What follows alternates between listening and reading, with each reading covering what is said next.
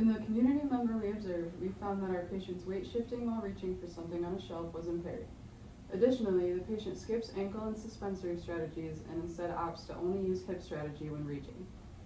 When reaching across the body to grab an object, the trunk rotates within the transverse plane to orient the upper extremity across the body. The knees and hips on the contralateral side will extend to shift weight towards the ipsilateral lower extremity, and the ipsilateral knee and hip will slightly flex to accept the weight of the body. When our community partner reaches for an object across her body, she demonstrated increased hip strategy and decreased knee flexion due to limited knee range of motion and strength. As a result, her knees maintain extension throughout the motion, resulting in limited weight shifting and exaggerated trunk flexion. In turn, she has increased postural sway and a limited cone of stability when performing reaching activities. Due to decreased knee range of motion and strength, the patient maintains her knees in extension throughout the motion to help maintain stability in standing. Due to underlying Parkinson's disease, the patient may exhibit increased reliance on hip strategy to maintain balance due to increased tone and delayed activation of distal musculature. Due to older age, patient may also exhibit this increased hip strategy and delayed activation of distal musculature. And due to left eye blindness, patient may also not weight shift to her left side as much. The best test and walking while talking test was chosen for the patient. The best test was chosen to test anticipatory and reactive balance, sensory orientation, and dynamic gait.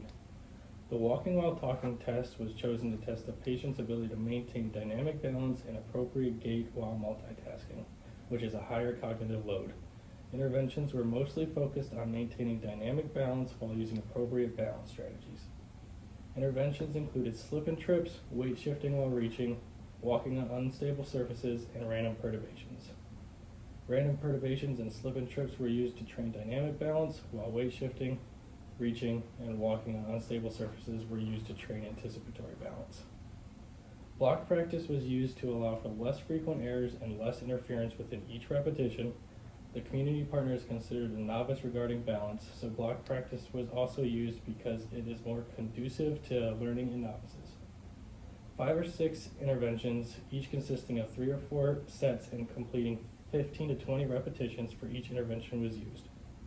Changing the difficulty of exercise to match patient needs made the exercises less like blocked practice and instead made it slightly more like random practice.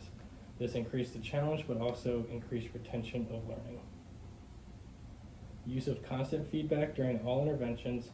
Corrections were used when patient made mistakes or there was something that the PTs wanted to change about the exercise.